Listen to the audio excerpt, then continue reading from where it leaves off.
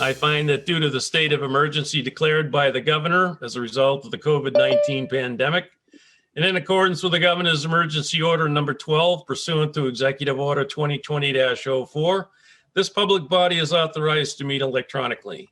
Please note that there is no physical location to observe and listen contemporaneously to this meeting, which was authorized pursuant to the governor's emergency order. However, in accordance with the emergency order, I am confirming that we provided public access to the meeting by telephone with additional access possibilities by video or other electronic means. To access Zoom, please refer to the agenda or the city's website for the meeting link. To join by phone, dial 1-929-205-6099. Meeting ID is 813-4845-0130, and the password is 765558. We previously gave notice to the public of the necessary information for accessing the meeting through the public postings. Instructions have been provided on the City of Nashua's website at www.nashuanh.gov and publicly noticed at City Hall and the Hunt Memorial Library. If anyone has a problem accessing the meeting via phone or channel 99, please call 603-821-2049 and they will help you connect. In the event the public is unable to access the meeting via the methods mentioned above, the meeting will be adjourned and rescheduled. Please note that all votes that are taken during this meeting shall be done by roll call vote. We will start by having the clerk read the roll. I'm right here. I know you moved on my screen. We got okay. You went up to the far right-hand corner. Yes, could you please call the roll? Alderman Dow. Yes, I am present and I can hear the proceedings and I am alone. Alderman Wilshire. I'm here, I am alone, and I can hear everyone. Clerk is present. I can hear everyone and I'm alone in this room. Alderman Clee. I am here, I'm alone in the room, and I can hear the proceedings. And Alderwoman Lou.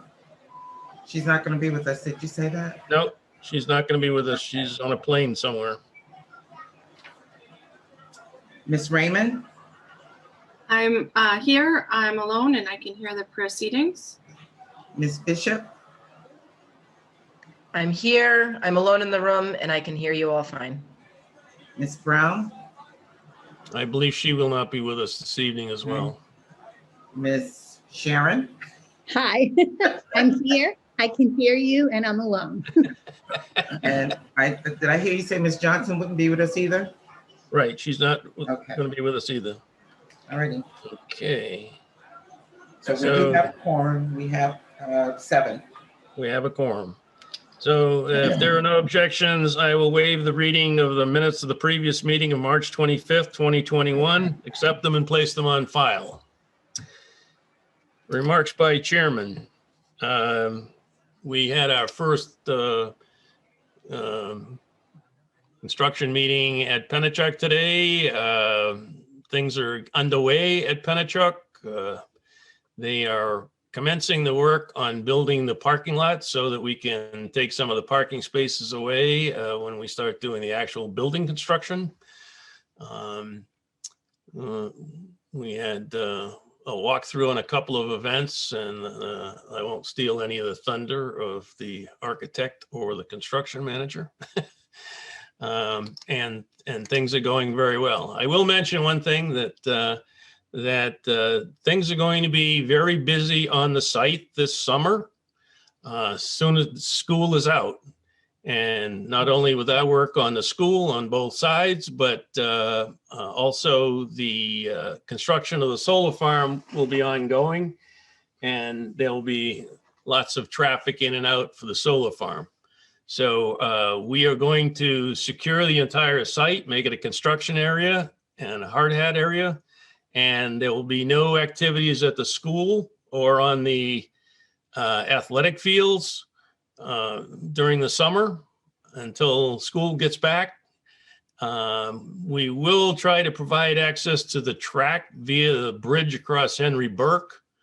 If Harvey would take note that we can make some kind of a tape trail so they can get to the track without bothering any of our work.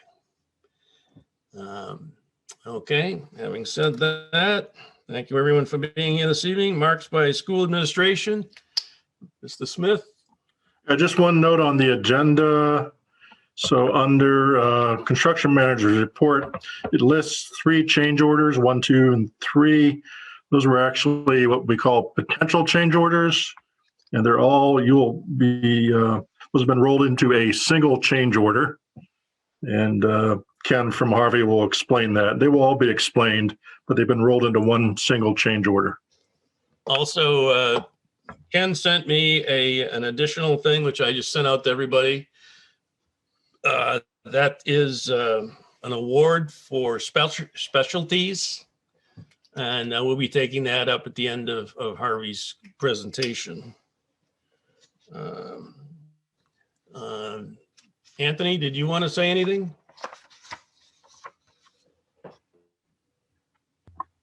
No, I'm good. I appreciated seeing everybody in person. I have to say overall, we're very pleased with what's been going on. These are one of my favorite meetings to go to. I was just telling Doc and Mario earlier. The communication and keeping us in the loop. And as we start with Pinachuk, I have every confidence that it will go as smoothly as it has with Fairgrounds. It's So, the first time in a long time I've been in an active school. yeah. And everything looked like it was proceeding very smoothly. The kids were all lined up in the correct way and spacing and masks. And so good job. Oh, yes, they are. I'm glad to hear you say that. Thank you for that. But like anything, there's hiccups, but all in the range of normal for school. Yeah. And we know how to do school, and so so thank you.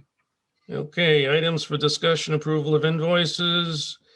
We'll start with the architect's report. Harriman, Jamie. Hi, good afternoon, everyone. Can you hear me? Mhm. Yes. Okay, thank you. I'm going to go ahead and share a presentation that should have been emailed to you early this week. Let's see.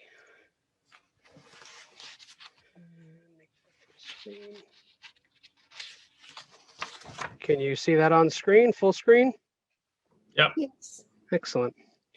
All right, so I've got a good presentation today. It's been a couple months since I've come with some interesting new stuff, so kind of excited to share some of these new images.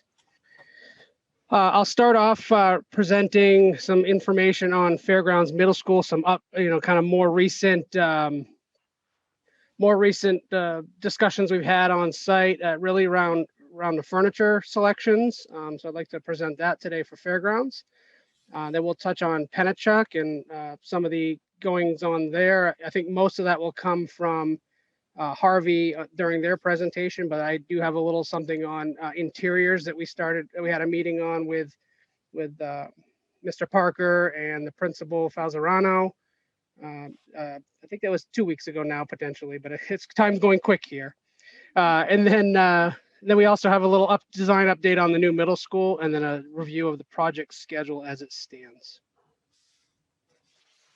So over on Fairgrounds Middle School, some of the items going on there is we are looking to plan our next punch list inspection. And again, the punch list, for those that may not remember, is the architect and engineers will walk through the building and look for making sure that the building construction lines up with the documents that we've created and has been priced.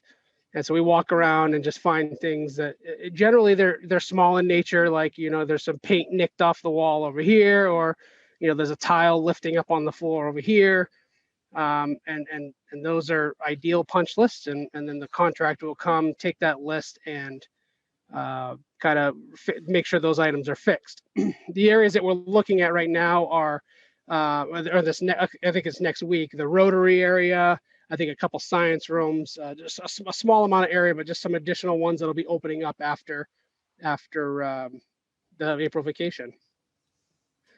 And like I mentioned, we've been doing furniture review meetings and review with the principal and assistant principal over there. And I have some updates on that, which I'll show on the next slide.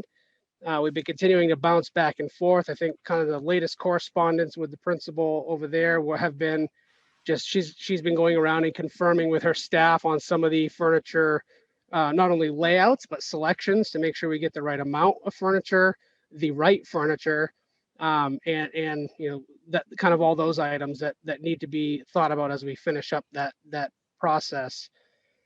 I don't mention it here, but the schedule for that looks like it's going to be, we're looking to send out pricing documents by the end of May. That should give enough time for procurement and set up for the next fall school. So it'll be done in the summer so that the fall school starts with new furniture.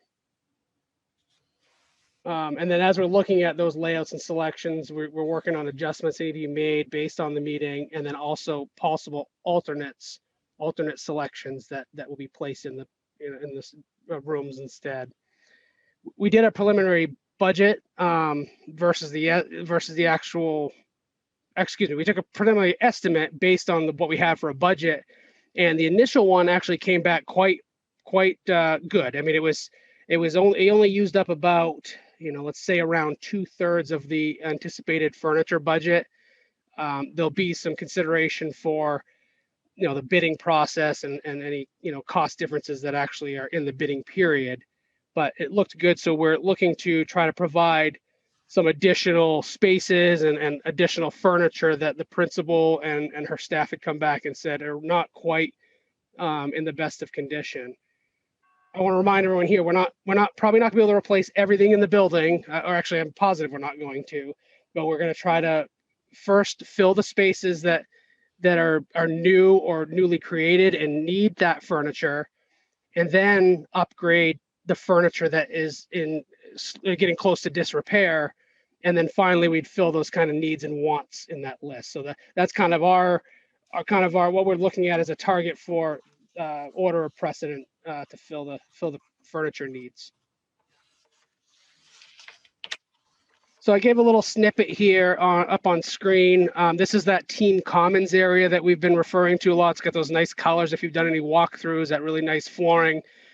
This is an area that we expect a lot of collaboration will hopefully start to occur in these areas, as opposed to before was like lockers.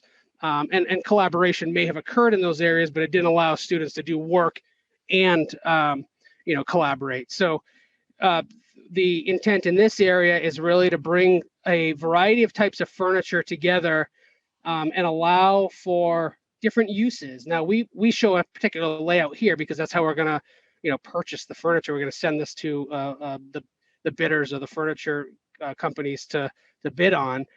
But these tables, as an example, the T5 you're seeing up there and actually the T6 are both flip top tables. So they can flip up, they can roll out of the way, but they could also come down, be pushed together, move around. You can see they're on casters, and allows for a lot of flexibility. And I should point out that the colors you see on here are not the selected colors. We try to use a pretty generic color so that it doesn't distract from the actual furniture selection process, because you want to make sure that you see colors can change before we finalize, but you want to make sure you're getting the right furniture first. And you could see, as another example, I know that durability is a strong desire and need for a school. And you can see that CC1, that classroom chair there, pretty standard chair, but it does more than just serve as a chair. It has some more than I guess a traditional older chair where they were very rigid. This one does have some flexibility in the back of it so that students that are sitting there for long periods of time, they can be comfortable and be focused on their schoolwork instead of being uncomfortable. But it also is very durable. You can see in the bottom right corner, and maybe you can't on your screen, but it says pound 400. That chair is rated for a 400-pound, up to a 400-pound person.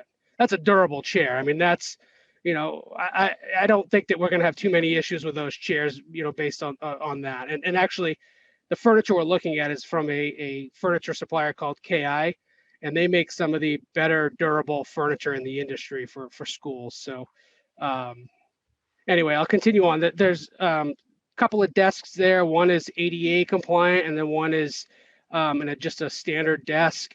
The ADA one, the only difference really is the size of them. They're both adjustable. The legs can go up and down, so it can meet the students' needs. Again, I mentioned T5 and T6. Those are semi-adjustable tables, I guess. One of them's they can flip up and roll out of the way, but also the one on the right is a little bit taller than the one on the left, so that gives you some diversity in sitting. You know, you have some that you could sit up higher and some that you could sit down lower, and then we have stools. This isn't all the furniture we've selected. I just kind of gave you a snippet of some of the important pieces. And then you can see there's active motion stools on the mid left pick image. The principal was very excited to see those, thought those would go over really well in the school. There's just, sometimes just sitting all day, the students just need a little motion, and these will help allow them to focus on their work and still have the capability to move around a little bit without actually leaving their seat. And another item she thought was going to be very useful is this mobile marker board. You can use those to make kind of breakout groups instead of having to be stuck around one wall location. You can use them as partitions. You can use them as a workstation. And so we provided some of those throughout the different areas of the school to use for the school. This particular one you see in the image shows 3 wheels. We actually have a 4-wheel one that we have in our proposed products, because it actually is a little more sturdy when it's standing upright. Are the wheels locked, Jamie? I couldn't answer that, Alderman Dowd, but I can find out for you. I presume they do, because when you're writing on them, you don't want the thing Right. wheeling away. That was what I thought. Yeah, I'll confirm that though and let you know, because I don't want to speak incorrectly about it. All right, and then over at Pennachuck, a lot has been happening over there. That's probably ramping up very quickly to get, like Alderman Dowd said, that Harvey's getting going over there, and if you drove by, you'd see some activity outside. Before we got there, we had a little hiccup getting the alteration of terrain permit, and I'll explain what that is in just a moment. We did talk about that. I think last meeting we had for the JSSBC, but we did get it. It was probably a couple days later than we would have preferred to have gotten it in the end, but we did get it, and Harvey was able to mobilize the site contractor on site quickly following that. The alteration of terrain permit is required by the New Hampshire Department of Environmental Services. It's a state agency. And generally, any project that disturbs 100,000 square feet of contiguous terrain, it's a permit that's required. And both Fairgrounds in this project and the new middle school are all candidates for that alteration of terrain permit. And then I should say that based on there's some new rules that kind of led this project to be a little bit, come in a little bit later than we would have expected. And so we have navigated that on this particular project and do not anticipate it being so much of an impact on the new middle school. Like everything else, we can't guarantee it, but we're certainly going to work to make sure that those come in a timely manner as quickly as we can. Another item that's still actually in design a little bit. I mean, there's been a kind of a solid layout for the school, but there's that intersection work.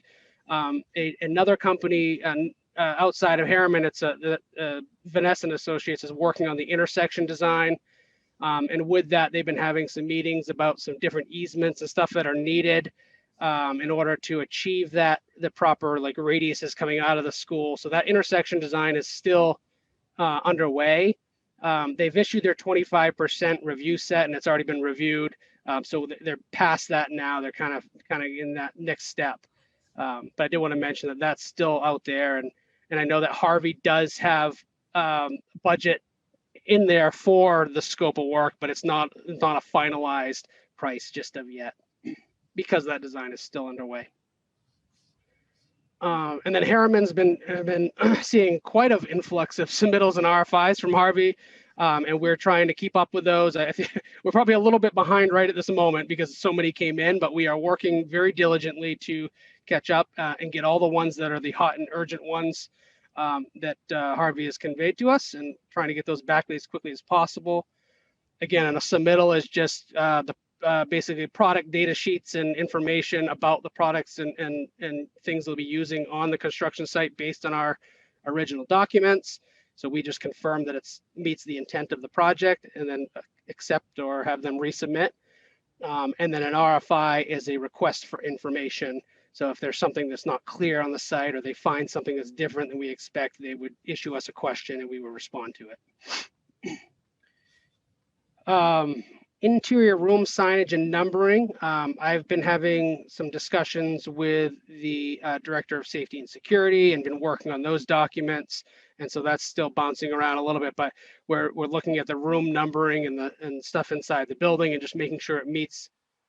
Our documents show like a construction number is just like A100, and the owner sometimes wants a different number, which clearly, you know, we don't pick the room numbering. And so working with the safety and security director, we've got a good plan. I just am finalizing the room numbering so that we can get final approval, and then send that on to Harvey to use for the room signage and marking of fire alarm systems and stuff like that. So it all correlates. And then the last item I have on Penachuk is the interior finish review meeting. And I'll go to the next slide on that one. So we met again with Principal Fazzarano and Assistant Superintendent Parker, and reviewed the color selections that we had made. And so we did it digitally like this, but we also brought a board to review with them today while we were on site. And we're going to give him a final board, but there was a few, actually from this screen you see right here, there has been a few adjustments that we're working on. And a couple of those is like the VCT 6, which is your flooring, the hard flooring in the school. That's being used as an accent color. And actually it looks even different on this screen than the actual color, but there wasn't a color that the group felt was perfect for the school. And so we brought in some proposed alternates today, and we got one that looked like it was be spot on to the desire. Based on that adjustment, we might be changing the spice cider paint, and we're looking at the which is listed as an accent color, and it is just that, an accent color in a couple rooms. And then also we're looking at the plastic laminate colors, the top and the cabinets, which is in the middle of your screen. I guess I can probably point with this area here. We're going to make a few adjustments there based on some of these changes. So just wanted to share that. And I did have an image on the next screen, which is a very, I'd say it's almost a crude design element, just to look at something in 3D and kind of see what it's going to look like.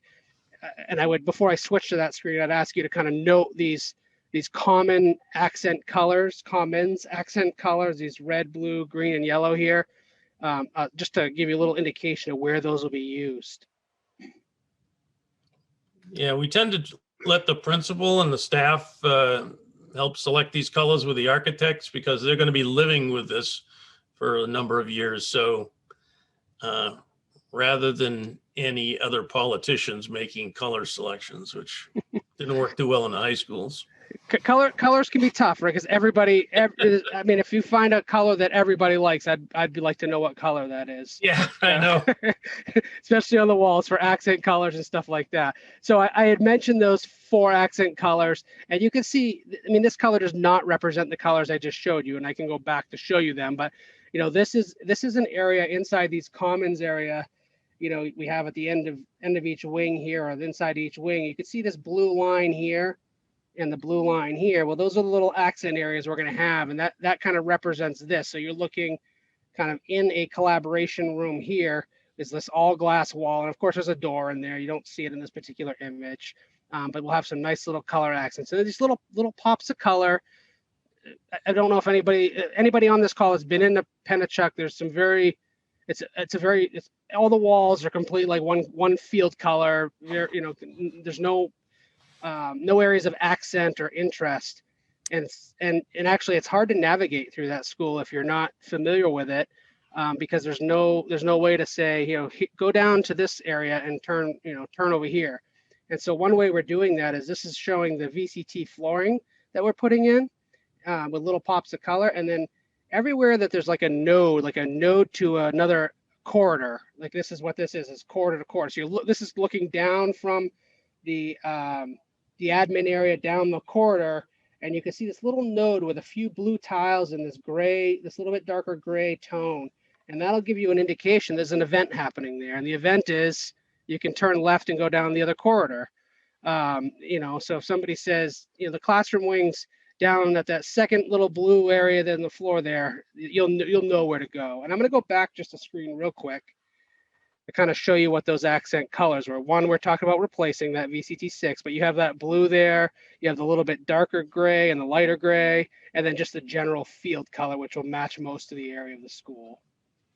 Going back again, you can kind of see that there. So that's what that represents. All right, and then moving on to the new middle school. We continue to make efforts on the construction documents. Those are proceeding quite along. We issued a 75% review set a week or two ago to the school district. That set is really, there was nothing eventful about it other than we kind of want the key players to get an indication of what's going on and make any kind of suggestions or modifications that they see are needed. We will be issuing another set in a few weeks here for a 95% review set, and that really is kind of that last this needs to be altered, that needs to be altered to get the final documents complete in the timely manner.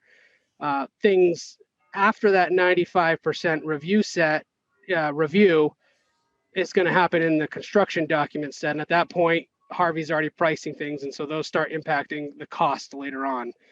So we really hope that the 95% review set allows that last review before we have any cost implications. So those continue to make headway. I did leave a little snippet here from our last meeting on project scheduling. We continue to make efforts, and actually this could be updated today based on a meeting we had yesterday afternoon with the city. And it pushes a little bit of these dates out a little bit. Like the land acquisition process is continuing, and then we still have city planning and permitting process.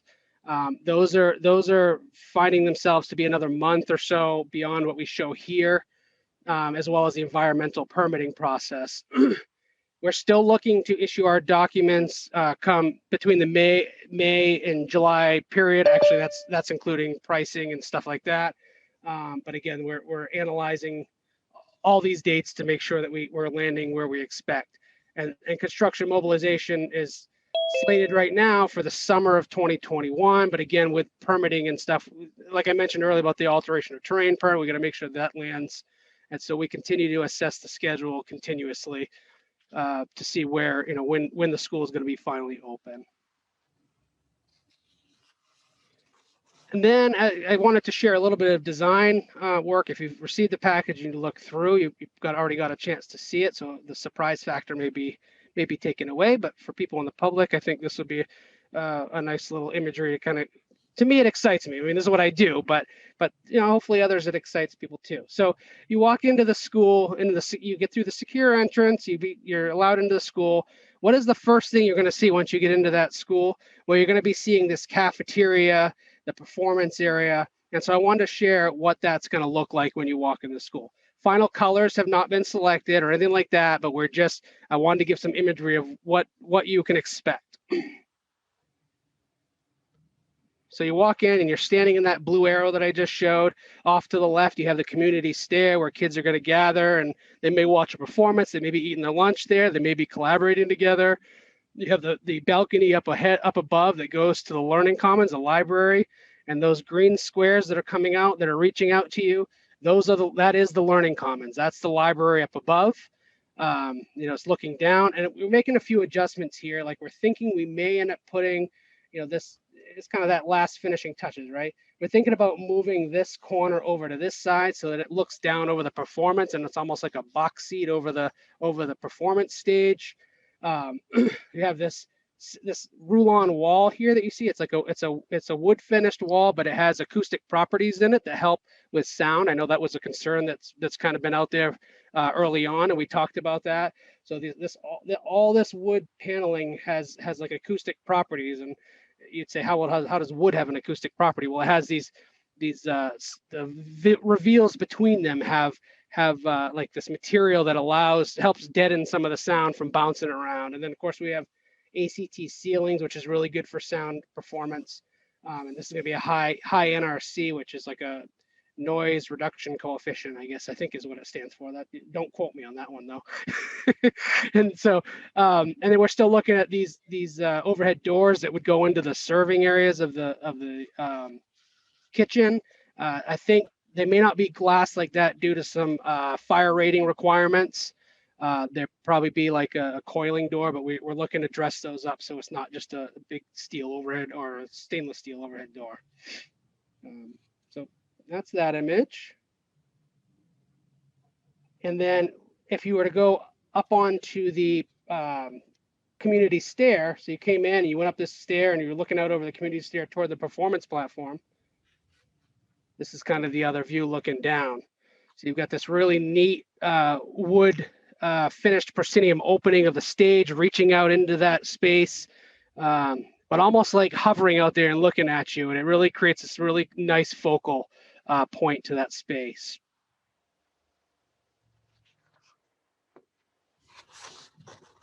I should say, don't, you know, things like this is an image and it's not completed for some reason. Like, look at this opening between the stair. Maybe you didn't notice it, but somebody may. And I just want to point out that that's not going to be there. There's not going to be a big gap at the top of a guardrail. So, all right. And then you come into the school and you go down to the classroom wings and you're looking down into the student commons area. So the student commons is flanked by the classrooms of a certain team. There's one here. There's one on every single classroom wing, plus one in the middle for a group of teachers in the middle. But what does that look like on the end? What do the students see on a daily basis when they go into their team student commons area? So we're picturing something like this here, where there's, you know, these walls to work on, similar to like Pennachuck. We have them in the Fairgrounds school, and all of them have their little nuanced differences. But this one has areas for students to collaborate and staff to collaborate. So there's you know, a wall where they can do some work over here. This accents the stairwell that goes to each floor, and then these little community pods on each side. And like this would be the classroom door here. And then facing the other direction in that same thing. So what you're going to be looking at, and I should explain this a little bit, you're going to be looking at the collaboration office back down the corridor here. There's a mechanical room that bumps out here. So you'll notice that little bump out, and there's some things we're adjusting right here, but you won't see it today, but it will eventually, for the better. And then these little workrooms going to bump out. So there's the little workroom bumping out here, and then the collaboration room really stands out and there's a focal point there. And then that mechanical room bump out over here. And again, those students are working on that board I was talking about. And then you're looking down toward the hub of the school down this direction.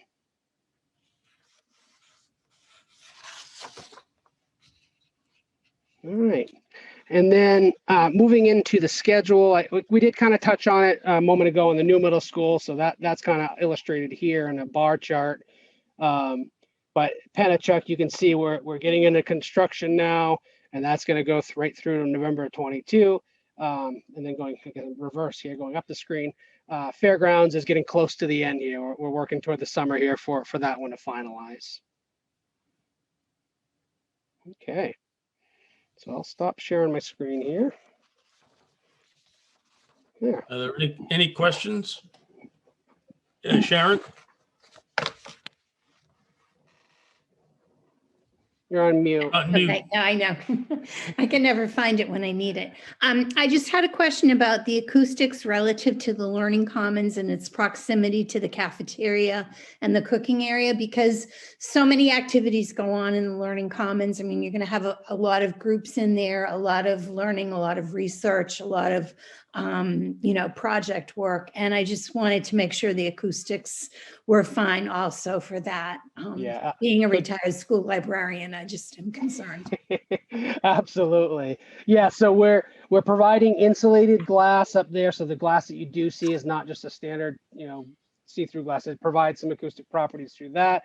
All of the walls that separate the Learning Commons from that cafeteria space are insulated. They're actually a thicker wall than we probably traditionally put inside of an interior space. The cafeteria, actually the flooring underneath the Learning Commons is rated. So it has some fire rating coating on it, which helps deaden sound, as well as really high NRC ceilings underneath it. The coiling shutters that you saw there, those are insulated as well. So a lot of, and actually the carpet, there's carpet in the Learning Commons to help with sound below. So everything we're doing there, products and stuff we're putting in is to make sure we're using the products that help with acoustics, because we do recognize that the Learning Commons is next to spaces that are maybe traditionally more noisy than they may typically be near. And so we are addressing that with the proper product selection. Thank you very much. Any other questions? Alderman Clee? Thank you, Chairman Dowd. Jamie, thank you so much for this presentation. I think so far this has actually been the best that I've seen. And I have to tell you, I was really excited when I was going through this. I didn't fully go through the presentation till earlier today, but when I saw the activity, the active motion chairs, I can tell you, anybody that's probably been within a school with a student who has hyperactivity or any kind of thing like this, my nephew was able to focus. He just, because he could physically move his body and not be having to be constrained. So I'm so glad that this was an option for the school. I think that's incredible. The question that I have, there's actually two, and I looked over and was reading something when you were speaking, so I apologize if you've said this, but when you were talking about the cafeteria and you showed those kind of bump outs, and you said that they would overview the performance area. Those are built in it, and those are full glass windows. So it's not like someone would be sitting there during the presentation. They wouldn't hear the presentation, correct? That's correct. Whatever's going there. Okay, Yeah. So it's just aesthetics and kind of gives them the view of that particular thing. That's correct. That's so they're not going to be able to experience it. That was my other question. And then one other comment or question that I have, again, I think my mind wandered when you were speaking, and I apologize, but you were talking about entering the student comments in the classroom wings. And I'm sorry, I don't know what page it is. I meant to number these, but it's you're showing the classroom, it kind of wedges. Let's see if I can show that at all. This area here, this is the common area. Is that what you're talking about when you were showing the? Yes, I apologize. I forgot. I removed that label, but yes, the student commons is that open wedge area. It's kind of the bridge between a corridor and a space. Great. I thought that was wonderful when you were showing that too. So that was, I just wanted clarification to make sure I understood it. Absolutely. Thank you so much. This was Thank great. you. Anyone else? Seeing no one, now we'll move on to the construction manager's report. Harvey. Okay, thank you, Alderman Dowd. Let me share my screen here.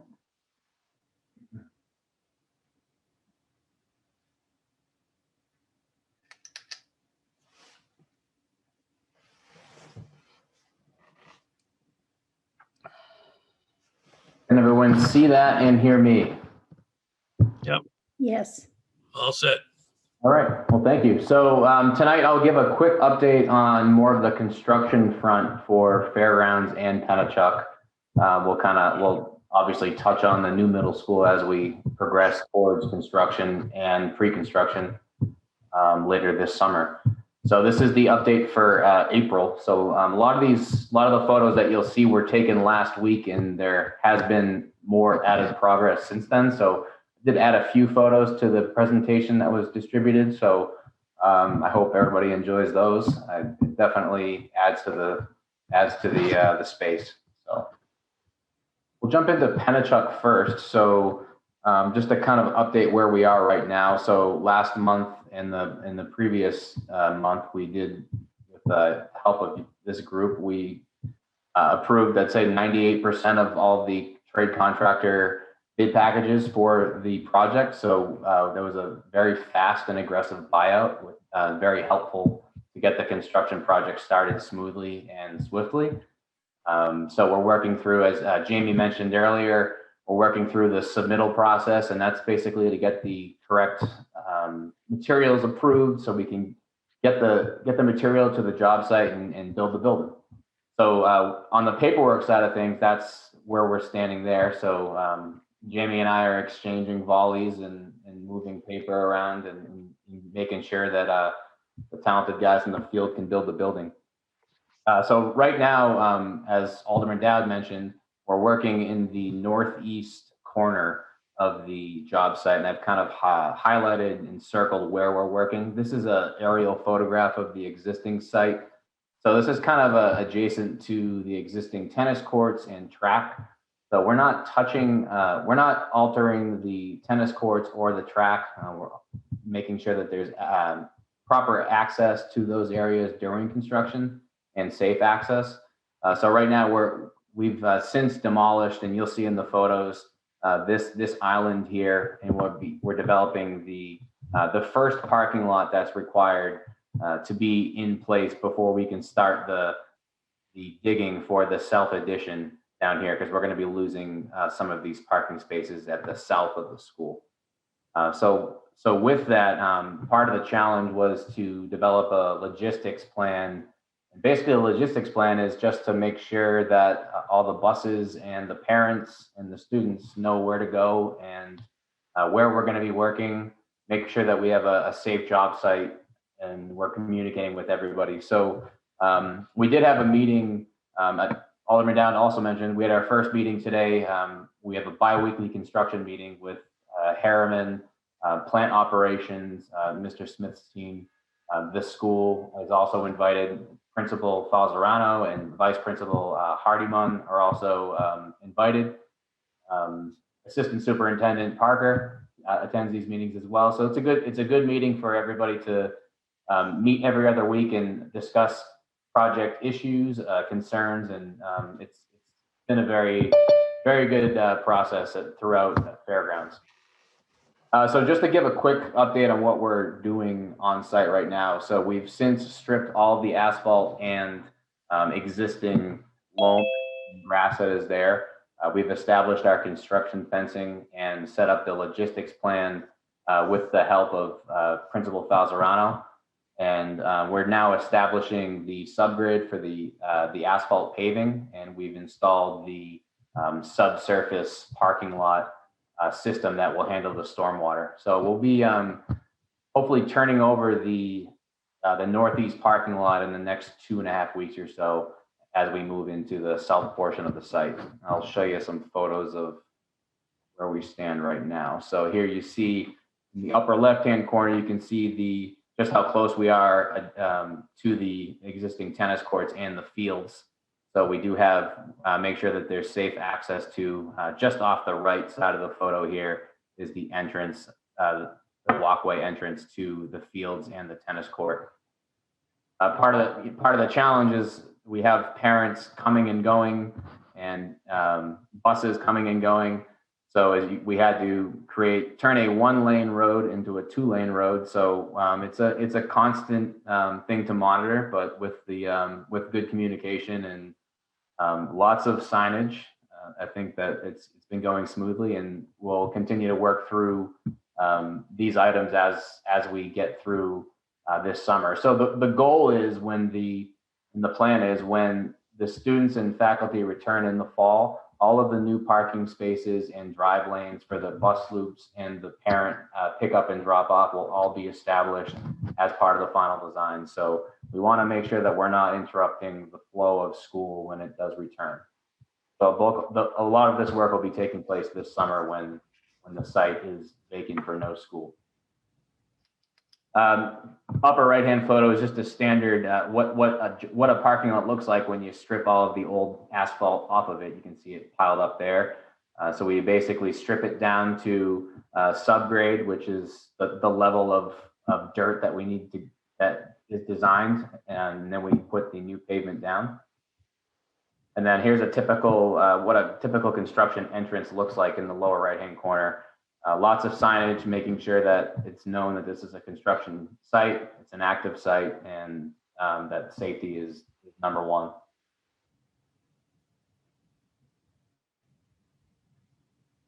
Here's a couple of photos that weren't in the original slideshow that I'd sent. This is just this was taken today, actually. On the left here, this is just for those of you who've never seen what it looks like. This is what when all the water is flowing underneath the parking lot. These are the catch basins that it's all traveling to. So this is one that was set earlier today. This is typically what it looks like before it's buried. And then what you're seeing here, this yellow system, this actually goes beneath the new parking lot.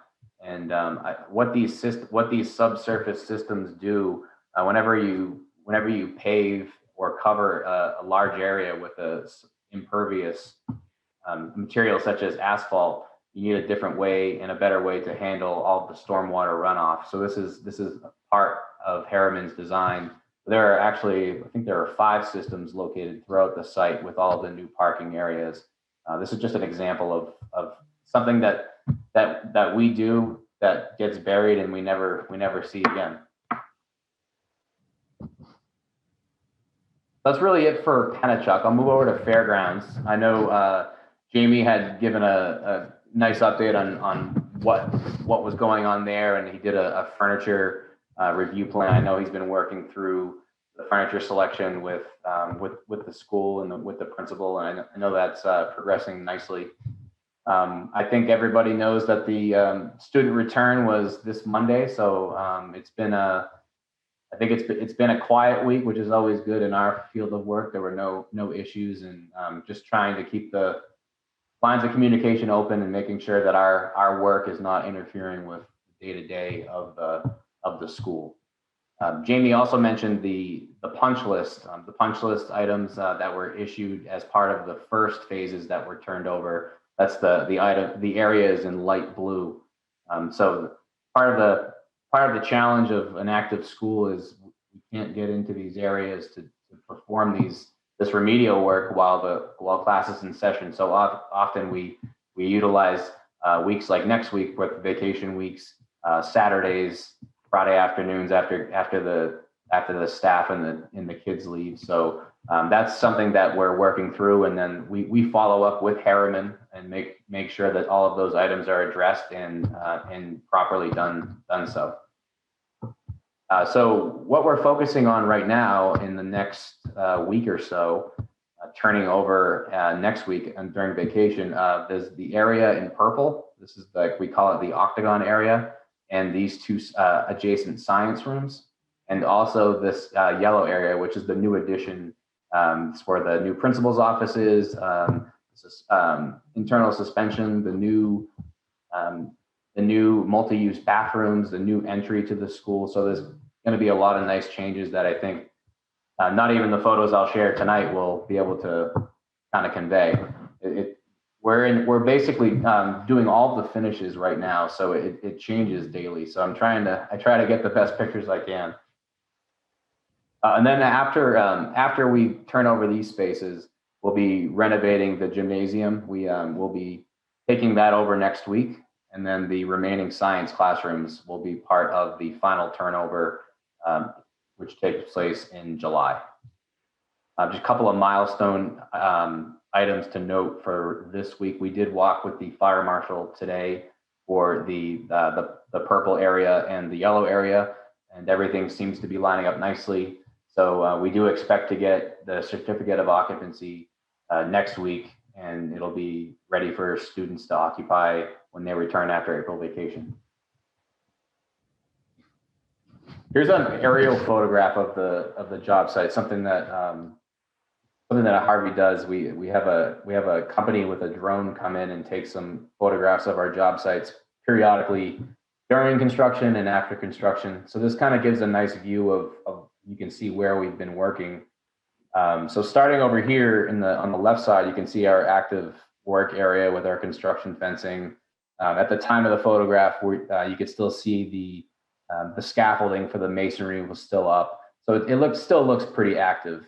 You can see all the new areas that have been paved, the fire lane that goes around the perimeter of the school. And you can see obviously the areas that we still need to address this summer. There's I believe it's almost like a nice garden up front with brand new paving. We paved this parking lot on the front of Cleveland Street, and we'll also top coat and pave the remainder of the bus loop. So it really, that'll be one of the last things that we'll do before we demobilize from the job site. We just want to make sure that we're not damaging any of the new items that we put down. Ken, do you just want to highlight where the holding lane is going to be on Cleveland Street and where our signs are going to be for no student drop off? That's coming before infrastructure next week, I think. Sure. I don't know the exact locations. I think we're going to have, so just to kind of enlighten the group, we were having some issues, and we kind of noticed it early on where folks were parking their cars along this portion of Cleveland Street and the other side of Cleveland Street. And it was kind of blocking the entrance to the parent loop. It wasn't very evident of how to get in, and you don't really, when there's a car parked right in the corner, you can't really tell that there's a new entrance here. So we had some cars coming up into the bus loop, which is not what we want. So we did, I believe Alderman Dowd entered some legislation, and we've come up with some signage to place along this side of the road to no parking during school hours. Right, during school hours, just to make sure that this area stays clear. So it's evident where people can and can't go. And we don't want parents dropping off students on the other side of Cleveland Street, crossing traffic and getting up through the parking lot or through the bus loop. So there'll be signs that say where not to drop students off as a safety issue. Because in the morning, there's not only the middle school that has traffic, the elementary schools across the street, a lot of traffic on Cleveland Street. And as soon as the paving is done, final paving is done on our site, the DPW is going to be repaving all of Cleveland Street.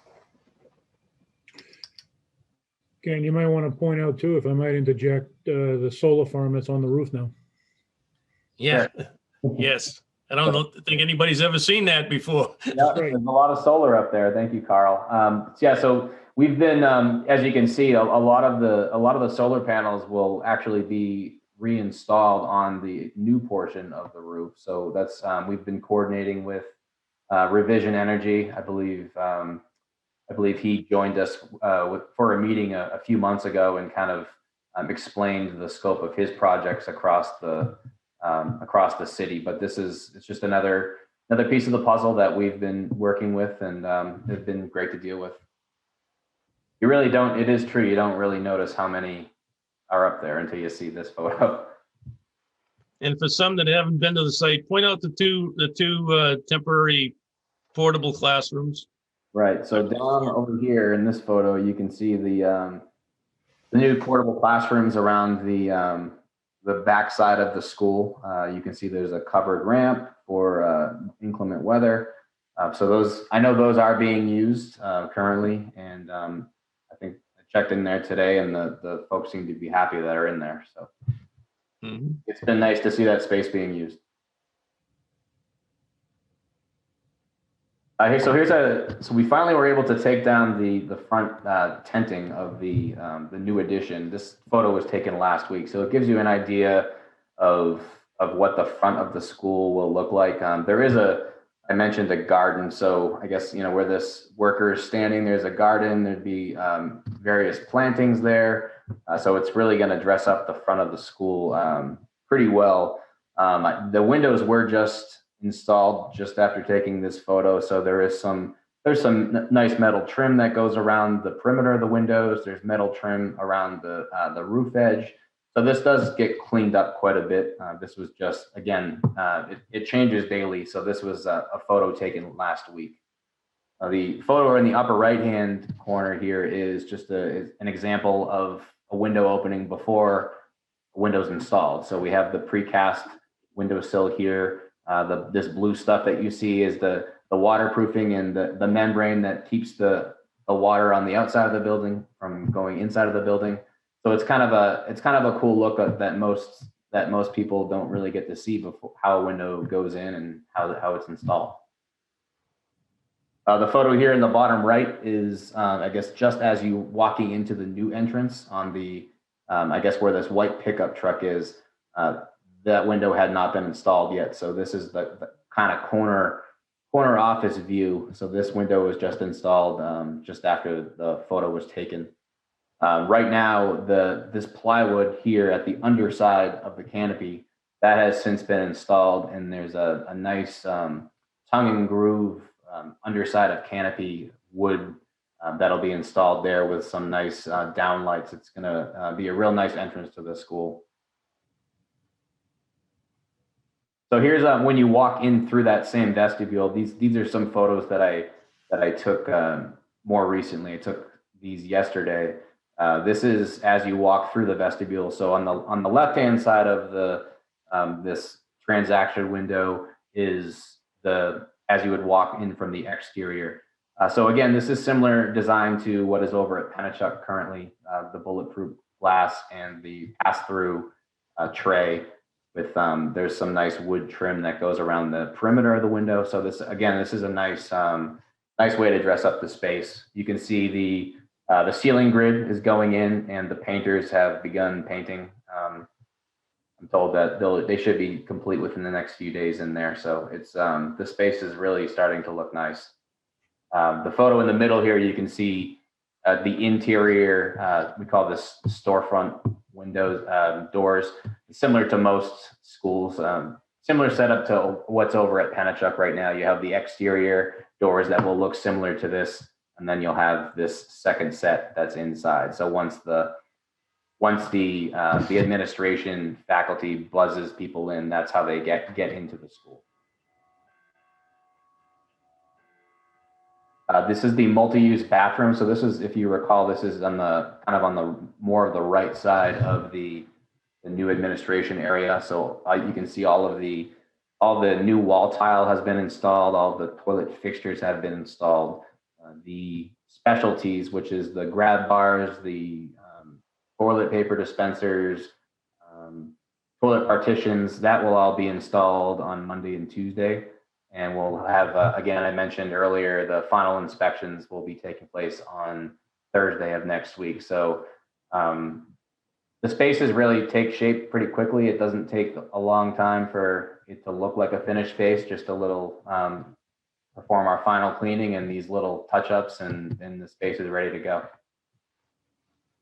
A couple of photos of the administration area. So this is where the principal, vice principal, more of the office support will be. A couple of views of the corridor. You can see we put the carpet down.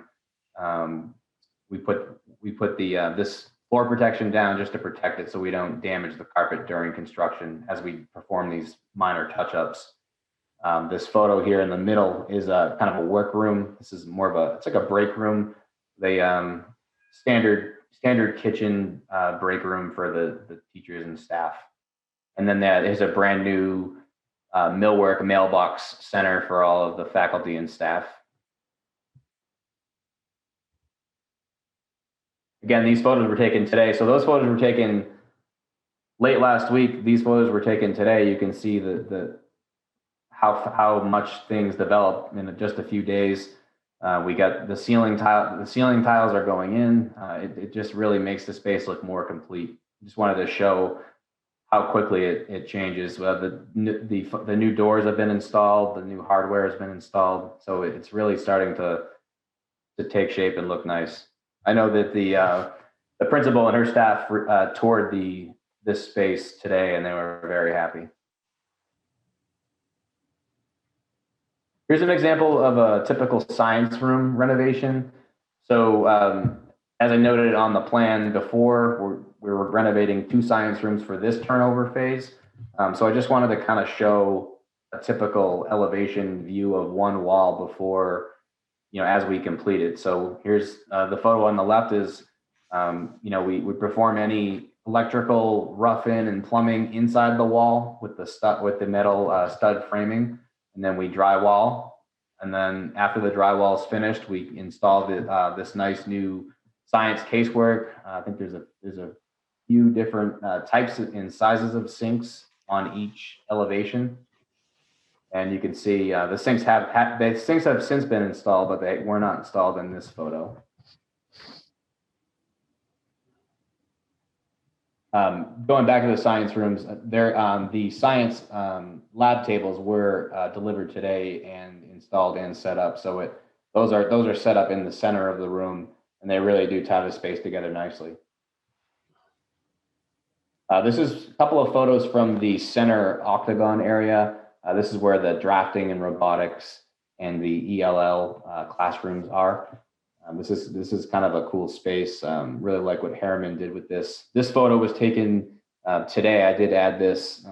They've got the flooring down. You can see it's in process right now. That flooring was completed today. A lot of you can see from the photo on the right, I took this last Thursday. The ductwork had not yet been painted. So a lot of progress has taken place. New cabinetry, all the ceiling grid has been installed. So we're just really working on the finishes in all of these spaces at this time. So again, targeting a certificate of occupancy for next Thursday.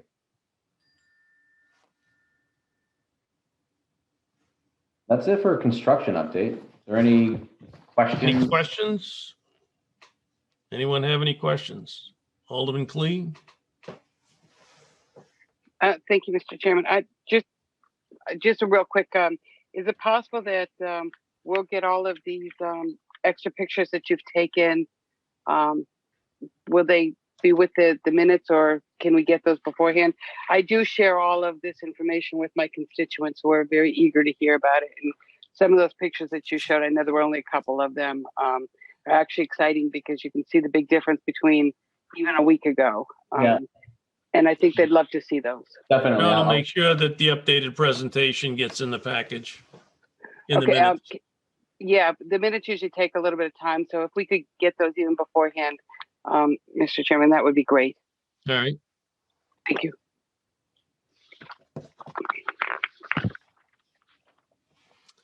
Okay, Ken? So now I'm going to kind of take you through, I know Alderman Down mentioned earlier the P, and I think it was Mr. Smith as well. He mentioned the 3 change orders that were listed in the agenda. This is actually a PCCO, and this is just a prime contract change order. So all of this is just it's the mechanism that officially executes the change to our contract with the city of Nashua. So this document is comprised of all PCOs, which is our potential change orders that have already been reviewed with and approved by the construction team. That includes plant operations and Harriman Architects. So I'll start through this one is comprised of 3 different PCOs. I'll go through each item, and then if anyone has any questions, please feel free to jump in and I'll do my best to answer the question. I think we've also talked about these at prior meetings, haven't we?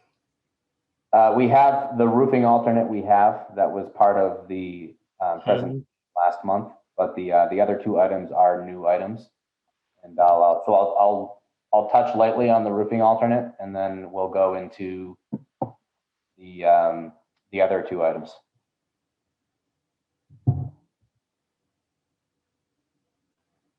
Okay, so PCO number 1, potential change order number 1.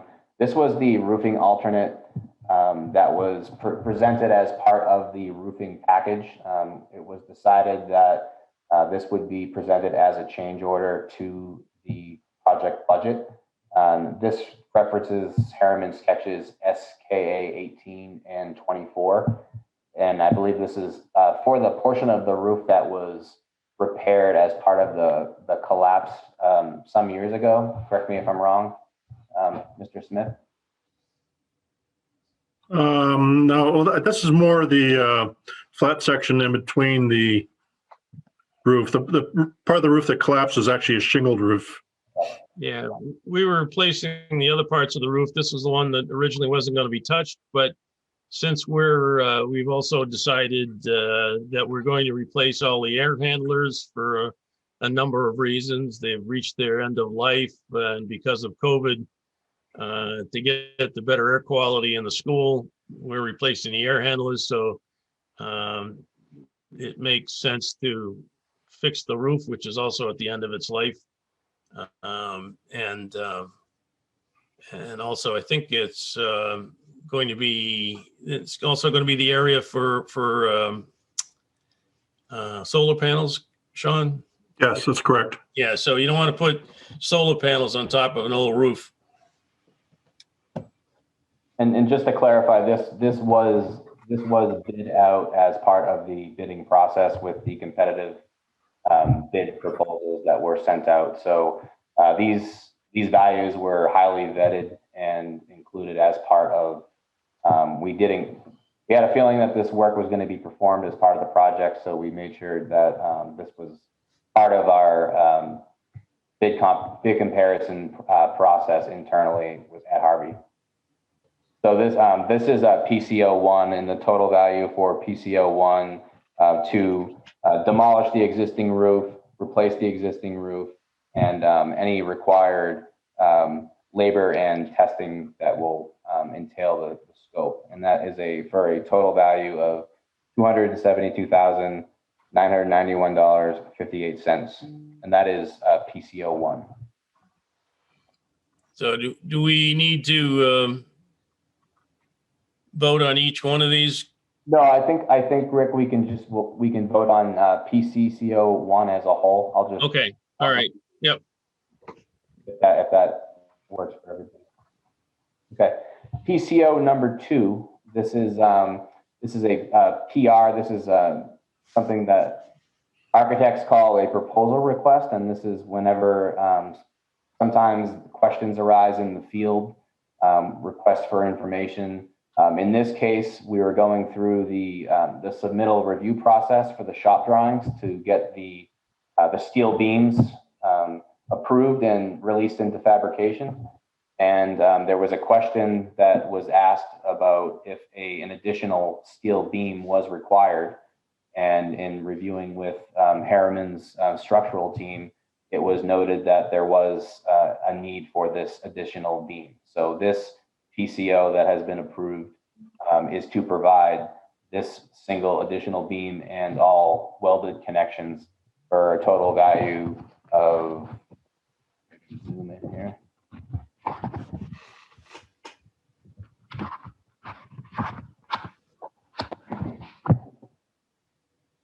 $2,658.38.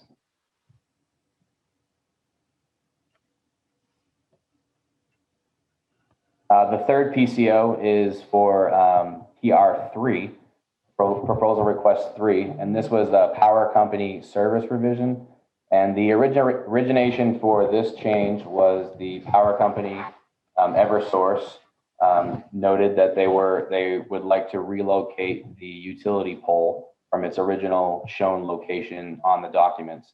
In doing this, it required additional digging, additional conduit, and additional concrete to perform the scope as revised per the request of the power company. So the total cost for this change order as presented was $8,077.61. And with those 3 PCOs combined, the total prime contract change order number 1 is $283,727.57. Okay, can you show the PCCO? We get that? Yes. Okay, so I will need a motion to approve PCCO number 001 in the amount of $272,991.58. Who would like to make that motion? I will. Oh, So moved. Mrs. Giglio? Okay. Are there any questions on the motion? Carl? Just to correct the record, Alderman Dow, I think you read the bottom number. It's really the top number. I think it's 283. I'm sorry, 283, 727, 57. Thank you. Yep, sorry. Visually challenged. Alderman Clee? Thank you. I just have a quick question. I think I already know the answer to this. But this 283, 727, 57, this is above what we had expected, but is this part of contingency or is this additional funding for the project? Ken, you want to address that or you want me? This would be modifying the total contract value, and you can kind of see it on the second page of this. So this is increasing the original contract value by that 283, 727.57 figure to a new value of 20,496,308.57.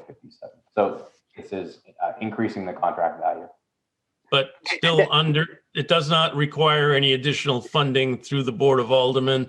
It's still within the monies that we have set aside for this particular school project. That was my next question. Thank you so much. I was anticipating your head. Sean? You can read me like a book. I got it. Whenever there's a change order like this, it comes out of contingency. So if you take a look at your financial sheet, I anticipated that this would be approved tonight, and I've already included it under the Pennachuck Middle School financial page. And although I just found an error in my own math, I was off by $10, which I'll correct that. But it's easily covered in the contingency for Pennachuck Middle School. And we still have a owner contingency of over $700,000. And thank you. And Mr. Chairman, may I just make one more comment? Yes. More for the public than anything. We go with the people that we go with and the contracts that we build because these contingencies are put in there, and no one knows exactly what's going to happen, and that's why they're built that way. So I thank everybody for keeping us on the straight and narrow. Thank you. Yeah, we came up with these numbers. If everybody knew the exact dollar amount that was going to be spent, I want them to help me play the lottery. But yes, we have contingencies, several contingencies in each one of the school projects to cover the things, the unexpected unknowns. All right. And so the motion is to approve the value in the motion that was just stated. If there are any other questions? PCO 1, 2, 3. Seeing none, would the clerk please call the roll? Alderman Dow, Yes. Alderman Wilshire. Yes. Clerk says yes. Alderman Clee, Yes. Ms. Raymond, Yes. Ms. Bishop, Yes. Ms. Brown, I think she's not here, right? Not there. And Sharon. Yes. All right, motion carries and PCCO number 1 is approved. Ken? Okay, so I do have one other thing that wasn't on the agenda. I did speak to Alderman Dowd about this earlier. So as part of our efforts last month, when I mentioned buyout for all of the trade contractors, this is the remaining trade contractor, the only remaining trade contractor that has not been issued a contract. And with your ears in approval tonight, this will complete the pre-construction portion of the Pennachuck Middle School. So I'd like to present the final package, and this is for the specialties package. This is, I showed the photos of Fairgrounds Middle School.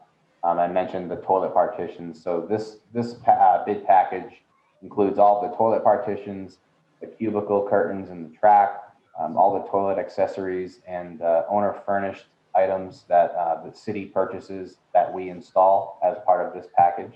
All the fire extinguishers and fire extinguisher cabinets that are placed in the walls throughout the building, a new flagpole, and many projection screens that are to be installed were shown on the schedule.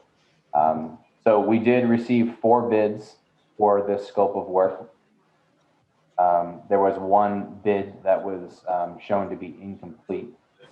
We are recommending the most complete scope of work. You'll notice that some of these bidders didn't include all of the items that were required of the bid. That's why the value being recommended is not necessarily the low bid, but is the most complete bid. So we are recommending that, and oftentimes with these specialty packages, it's really fruitful for the project to buy everything through one supplier and one installer. It's just it's easier to track, and you get a more concise install for the project. So with that being said, we're recommending Northern Innovations LLC of Pelham, New Hampshire, for a total contract value of $63,240.00. So we'll need a motion to approve the specialties item to Northern Innovations of Pelham, New Hampshire in the amount of $25,000. So Would moved. like to make, so moved by Mrs. Raymond. Yes, thank you. Are there any questions? Can you give me that amount again, please? It's Carl? Yeah, Mr. Dow, just to correct, what you read was just the toilet partition portion. Yeah, I'm sorry. Yeah, $63,240. Correct. I'm following his pages. So. Yeah, it's $63,240 for the entire group of items. Thank you. All right. Any other questions? Seeing none, would the clerk please call the roll? Alderman Dow, Yes. Alderman Wilshire, Yes. clerk says yes. Alderman Clee, Yes. Ms. Raymond, Yes. Ms. Bishop, Yes. and Ms. Sharon. Yes. Motion passes.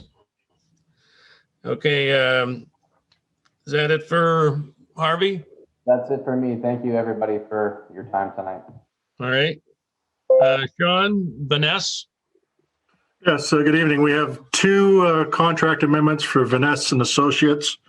To refresh everybody, Vanessa is the contractor who's doing the design for the intersection at Pennachuck Middle School. We've had to expand the scope of work a couple times due to the nature of the work there.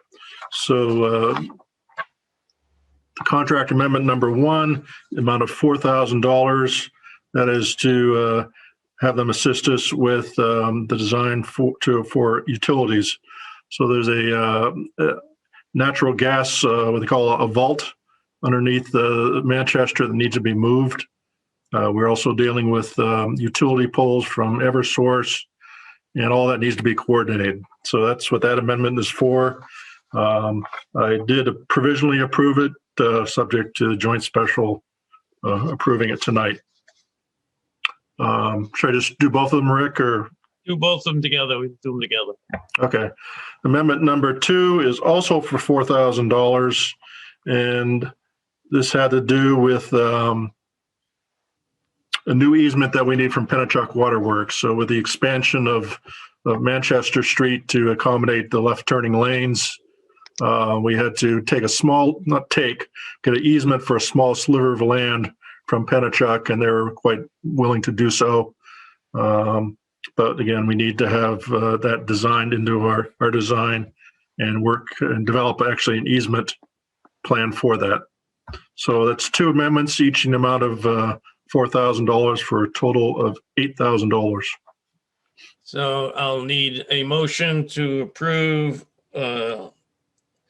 the amendments to the Vanessa contract number 1 and 2 and the total amount of $8,000. Who'd like to make that motion? I'll make the motion. Motion made by Alderman Clee. We had a meeting today, just while I think of it, we had a meeting today on these subjects, actually. There's this gas vault, which is now located in the city right away. We're going to be moving it on to Pennachuck land. So, which they don't have a problem on. There's going to be two easements that are going to be written. The one we're talking about here is the one that we're paying for, that allows us to take part of Pennachuck's land to extend the left turn lane on Manchester Street for the new intersection. But the meeting went very well. We're coordinating significantly between Harvey doing the construction and the firm that's doing their solar farm. So that'll all be going on this summer. So there'll be a lot of activity on that site. So are there any other questions on the motion? Alderman Clee? Thank you, Alderman Dodd. Actually, it was a question on the easement. When we say easement, it just means that they're going to keep their property. We're just going to have the right to do what we need to do at that. There's no purchase and sale or anything to that nature, right? So we don't have to deal with that. Right. The reason I bring that up is because like for the dog part, talking about having to do a purchase and sale and other things that we've done. So this is just an easement using their property, and they're fine with it. Just an understanding that we'll be taking care of that property after we have the easement, and we'll be moving the fence and all that other stuff that goes into both of these easements. Fortunately, we have a good relationship with the owner since we own them. So it's been very easy working with a Pennachuck. So, all right. Okay, any other questions? I'm sorry, I just wanted to clarify that. Thank you. Yeah, no, it's not. We're not buying them. Not buying it. It's an easement. Okay, so the motion on the floor is to approve amendments to Vanessa contract number 1 and number 2 for a total of $8,000. Would the clerk please call the roll? Yes. Alderman Dow, Yes. Wilshire, Alderman Wilshire. Yes. Clerk says yes. Alderman Clee, Yes. Ms. Raymond, Yes. Ms. Bishop, Yes. Ms. Sharon, Yes. and you have 7 yeas and 0 nays.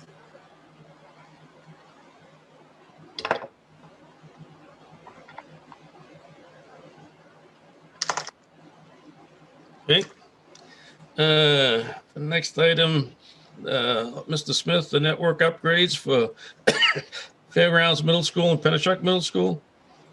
Actually, I was hoping that Mr. Rodriguez, our IT director, was part of this call. He is. Done.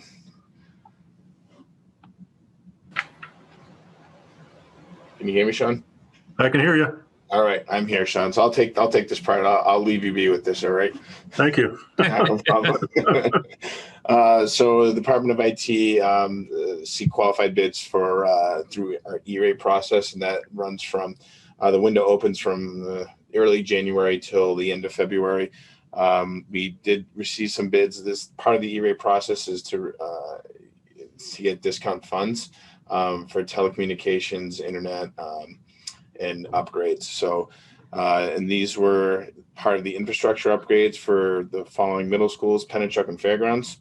So we were seeking a managed service provider to do those upgrades in partnership with us. So part of these upgrades were to improve our switching, routing, and wireless to mimic what is going on at the high schools and the elementary schools right now. So We did receive 3 bids, one from Connection out in Merrimack for $353,351.77. Omada, their bid didn't quite meet our specifications in terms of equipment, so it wasn't too compatible for what we were looking for. And the last one from Remove the Mystery, RTM, for $299,484.30. So we're confident that working with RTM before that, we would like to move forward with their big bid because of our track record with them and with previous projects that we've completed. Okay, can you just give the name of the company that we're selected and where they're located and the amount slowly? Yep. Remove the Mystery, or RTM as their acronym, for $299,484.30, and they're out of Bedford. Okay. So need a motion to approve the network upgrades for Fairgrounds Middle School and Pennachuck Middle School. So moved. What? So moved. Oh, okay. So are there any questions on the motion? Alderman Clee? Thank you. And as always, I know I have a lot of comments and questions. You made a comment of that we've used them in the past and been very, very successful for it. I'm assuming also Bedford was Bedford, New Hampshire. Yes. Number one. And what other projects, if you don't mind asking? I don't need a full detail, just more curious than. Yeah, so we've had similar projects at both high schools. So a full network upgrade of our switches, our infrastructures, our wireless. We're doing the same thing right now for our elementary schools. So it's a pretty much a full revamp of all of our IT infrastructure, and they've been they've been in partnership with us for the past year or so. We worked with the company before, but we found a better partnership and honestly more talented people with this company, and they're more local than the one we had before. Thank you. I appreciate that, having the history of it, and as there's a low bid also, that kind of just adds to it. But we're not just going with the cheapest one, we're going with a known entity. So thank you so much. I appreciate it. And I just want to also add, so that $299,000, that's not the discounted rate. That's just the upfront rate. So after it goes to the E-rate process and we finalize that, there will be some taken off the top of the $299,000. So, yeah. Thank you so much. Yeah. All right, and upgrading our networks in the schools was driven by COVID, but we were a little behind in that area to begin with. And we're sort of catching up and improving the entire system. And going forward, of course, technology is just going to keep improving and improving, and the use of technology is going to be, as you see in our new common areas in the 3 middle schools, you'll find that technology will be an asset in those areas. So any other question? Oh, Sean? Just to point out that we did budget for IT infrastructure at both of these schools. So it's something we've budgeted for up front. I was expecting a question from Alderman Cleve. I want to tell her, yes, we budgeted. It was an anticipation, right, Sean? Yes. Trust me, if we ever go over budget, it'll be something that would have to go to the Board of Aldermen, and I don't want to go there. So I'm getting too predictable. Oh. Yeah. It's always my position to keep our projects on time, ahead of schedule if possible, and under budget. All right. Thank you. So the motion is on the floor is to award the contract to R&M $299,484.30. So the clerk, please call. Oh, just want to say it's RTM. Oh, RTM. Yeah. RTM. Yeah. All right. Would the clerk please call the roll? Alderman Dow. Yes. Alderman Wilshire. Yes. Clerk says yes. Alderman Clee. Yes.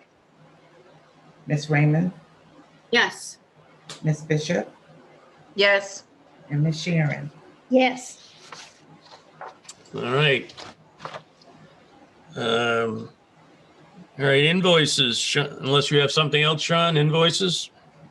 Just for Greg, once you get the E-rate reduction to this, and I'll work with you to get the purchase order going and get it moving. Yeah, we'll move that after. I'll probably give you an email or send you a call sometime soon. So, Sounds good. Alderman Deb, Yes, Alderman Wilshire. I was going to ask about the E-rate and how that plays into this. Yeah. Can you give me just a short answer? Doesn't have to be the long answer. yeah, sure. It's part of federal communications. So I know what it is. I just didn't know how they were going to help.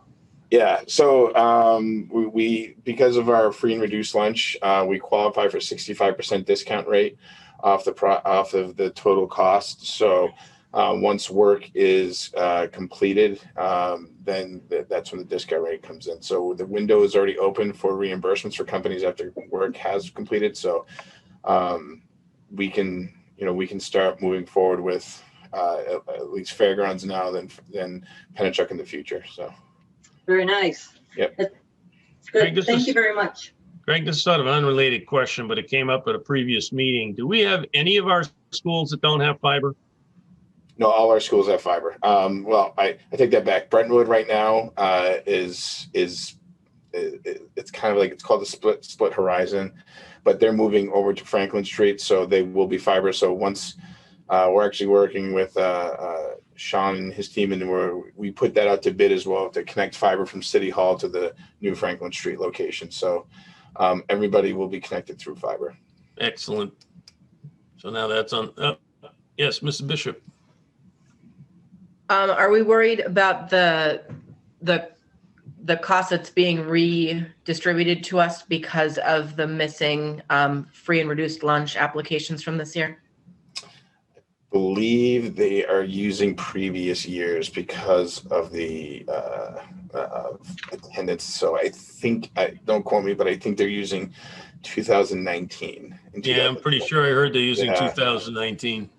Yeah, so they're making some changes to make it work because funding for schools would across the nation would all be affected through this. So, okay, would we be able to use next year's numbers if we could? What do you mean, like fall 2021? So, well, not to reflect the year that we just had, but the year we're going into if we have better. Has to be based on a prior. Yeah, it's based on prior year. Not anticipated. Okay. So it's already all set. We're not anticipating that. No. These numbers, we have to update them, I believe, by twice a year or quarterly. So we have a consultant that we work with that knows the process. Okay. I like when other people know the process. Me too. Thank you. Yeah. Sean? Okay, invoices. I'll be reading from your agenda. It's also on the financial sheets. So the first vendor is Allied. Allied takes care of our security infrastructure. There were two invoices, both for Fairgrounds Middle School. First one was related to work with the portable classrooms, and the second one were to install exterior cameras in and around the parking lot.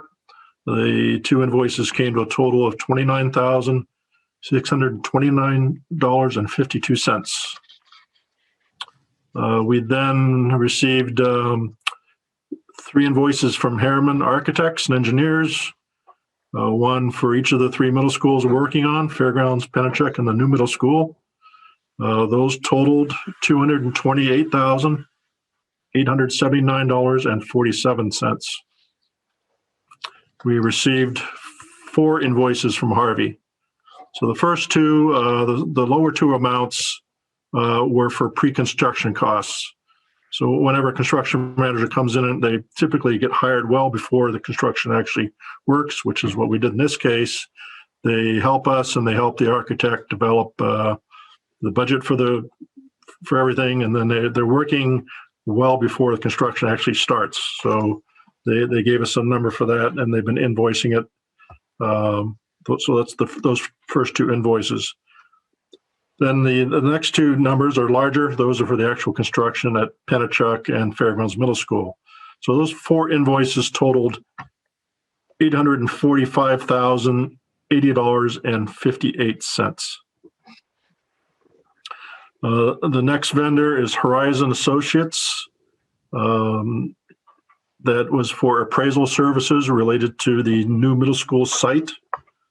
Also related to the land which we are procuring for the road from Buck Meadow. That is in a total of $4,000. The next vendor, Page Street, they provided the ground storage units that we've been using at Fairgrounds Middle School.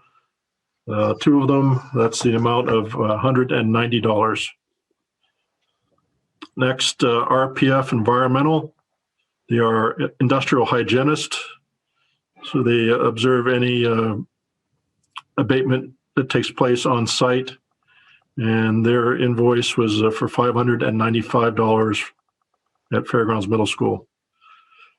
The Turner Group, again, at Fairgrounds Middle School, they are a commissioning agent, so they're making sure, double checking, they're ensure that the mechanical systems are operating as designed. They're really a second set of eyes to help the architect and the owner, for that matter, ensure everything's working properly. We brought them on before the construction even started, actually before the design started, so they should find a second set of eyes for that as well. That is for $2,880.06. We had 2 invoices from Vanessa and Associates. Again, that was the traffic control designer. Both for Penachuk. I will note that the first one, the 2 invoices, was actually on last month's financial sheet, but we did not approve it in the meeting, so that's why it's listed again here. Those 2 totaled $15,605.56. Finally, we have 2 invoices from William Scotsman. Those are for the 2 portable classroom units at Fairgrounds Middle School. Those totaled $7,985. All that comes to a grand total of $1,130,140.93. Okay. What was the one that was added to this list? That was not listed on the agenda. You added. So the agenda changed, right? You received a new agenda this week, and the one that was added was Page Street. Page Street for. That was 190. All right. Okay. So the need a motion to approve the invoices as read by Mr. Smith. Allied invoices $29,629.52. Harriman invoices of $228,879.47. Harvey $845,080.58. Page Street rental $190. Horizon $4,000. RPF environmental invoices $595. Turner Group $2,880.06. Vanessa and Associates total of $15,605.56. William Scotsman invoices $985 for a grand total of $1,030,148.93. Is that correct? $1,130,000. Yeah, I'm sorry, $130,148.93. 40. All right. Any questions on the invoices? Alderman Clee? I actually don't have a question on the invoice, but Mr. Smith had said earlier that there was a $10 error on his spreadsheet, and I don't usually correct out everybody's math and look at it. I look at the bottom lines. Could you just point it out so that it's got nothing to do with this $1,130,140? No, it doesn't. Right. It's no. When I totaled up the change orders that Harvey presented tonight. I was off by $10. So if you go to the spreadsheet for Pennachuck Middle School, I'm Right. trying to find it myself now that I've talked about it again.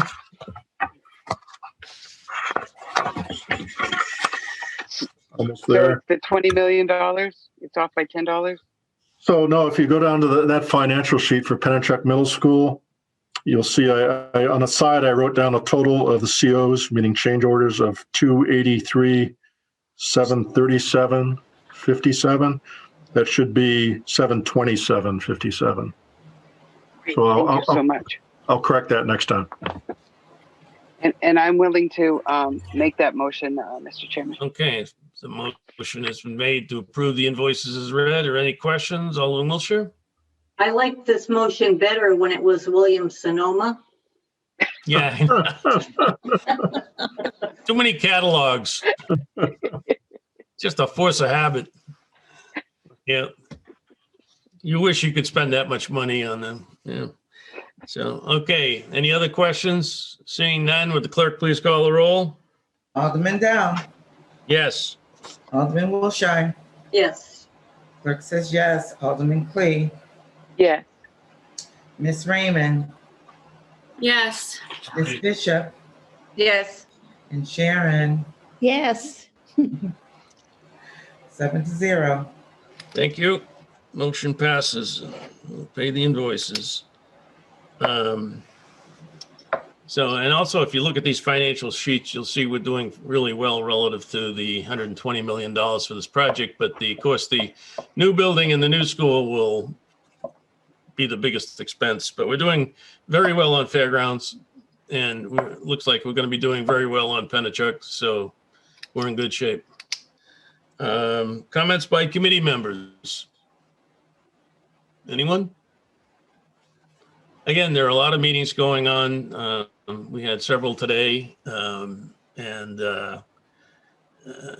we had a meeting also this week with Celia Leonard from the Corporation Counsel's office. The acquisition of that small piece of land is moving along smartly in accordance with state law, and we will be. There are a whole bunch of things that on these projects that we have to interface on. You heard about the alteration of terrain permit. We had to make some gentle calls to people in Concord to sort of move those along. And that happened in a couple of days, which is very good. So, and hopefully we don't have that delay on the South School. But as I always mention to people, when we're building these schools, there's a lot of unknown unknowns, and especially when you're dealing with the state. So we try to stay ahead of those things and keep the whole project on schedule. And I'm hoping that it may not be next month. It may be next month. I'll work with Harvey and Harriman. We may want to have an on-site meeting at the Fairgrounds Middle School when it's further along. I think we can do it with social distancing if everybody's comfortable with that. Or either that or we can set up a tour because I think if you've ever been in Fairgrounds Middle School, those of you that have taken the tour, I think took it a while ago, but you'll be amazed at the changes and very happy with what's going on. And the same will be happening at Pennachuck very soon. So with that, if there's nothing else, let me see, we don't need a non-public. Is there a motion?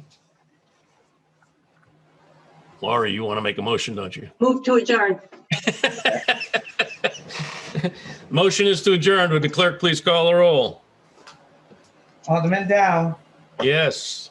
Alderman Wilshire, Yes. clerk says yes. Alderman Clee, Yes. Miss Raymond, Yes. Miss Bishop, Yes. and Sharon.